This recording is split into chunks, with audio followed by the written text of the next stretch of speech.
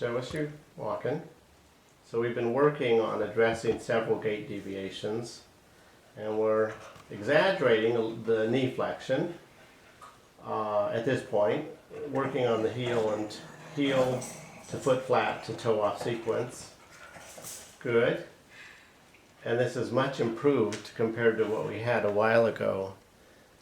He had a lot of abduction on the right, circumduction of the right lower extremity. So we have a little work to do, but we will get there. If you could lie on your stomach, and we'll show what we find with the spring test. So he did in fact have two types of downslip. He had the traditional downslip. Go and relax. He also had one that I've discovered called oblique downslip. Now there's that sacrotuberous ligament. I think you can see that I can bounce it now. And ischial tuberosity, just relax. Okay, keep breathing. Okay. I can take up the slack and I can spring it. Can you see that the body accepts the force? That force goes through the pelvis and all the way up to his head. And now I let go. Okay? There's a very specific way of doing that spring test. Specifically, you take up the slack, okay? Some people are taught to take up the slack, spring, and let go immediately. But what I do is I take up the slack, spring, and allow the recoil to push into your hand. But you stop at that point where you take up the slack, such that you can do repeat spring tests. You know, if you're unsure what your findings are, and then you let go of the slack. Okay? We call that springing with awareness. Okay, so on the ischial shelf, the posterior iliac shelf rather, take up the slack. And you can see that I can spring it repeatedly. And there's a lot less, you know, his muscles are kicking in a little bit, but not as pronounced as it was before.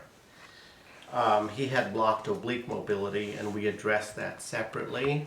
After that, I got him up in Muslim prayer position after working on some pretty significant gait aberrations, and rescreened and found that he had a posterior glide restriction of the ilium. So we restored that motion, addressing it with creep, which is deformation over time. We used a fulcrum and we maintained that for 5 minutes. And we've been working on addressing several facets of his gait. He still has some pain there, and that's certainly reasonable. And I expect that he may have some soreness for a couple of days, so he'll deal with that by taking some naproxen for about 6 to 10 days.